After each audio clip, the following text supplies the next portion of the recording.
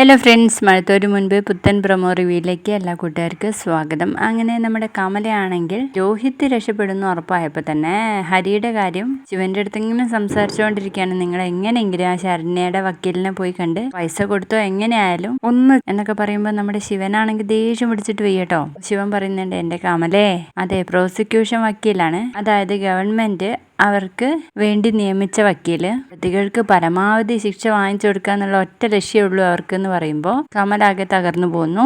പിന്നീട് കാണിക്കുന്നത് ശരണ്യയുടെ വീട്ടിൽ ആ പ്രോസിക്യൂഷൻ വക്കീല് വന്നിട്ട് അവരോട് പറയുന്നുണ്ട് കേട്ടോ, ആര് പറഞ്ഞാലും കേൾക്കാൻ വേണ്ടിയിട്ട് പോണ്ട, ഇപ്പൊ ആ ചെക്കനെ തന്നെ നമുക്ക് രക്ഷിച്ചിട്ട് നമുക്കൊരു ഗുണം ഉണ്ടാവില്ല, അത് മാത്രമല്ല മറ്റുള്ളവരൊക്കെ വിമർശിച്ചുകൊണ്ടേയിരിക്കും ഇതിന് ശേഷം എന്നൊക്കെ പറയുന്നത് നമ്മുടെ ശരണ്യ നിന്ന് ശ്രദ്ധിച്ച് കേൾക്കുവാണ് കേട്ടോ. പിന്നീട് കാണിക്കുന്നത് ഗോവർദ്ധനോട് രോഹിത്തിന്റെ കാര്യം പറയാൻ വേണ്ടിയിട്ട് ബാലേന്ദ്രൻ വിളിക്കുന്നുണ്ടല്ലോ. അങ്ങനെ വരുന്ന സമയത്ത് നമ്മുടെ ഗോവർദ്ധൻ പറയുന്നുണ്ട്, ആ പെൺകുട്ടി കോടതിയിൽ ഇതൊക്കെ പറയോ എന്ന്. അപ്പോൾ ഇത്രയാണ് പ്രൊമോയിൽ കാണിച്ചിരുന്നത്.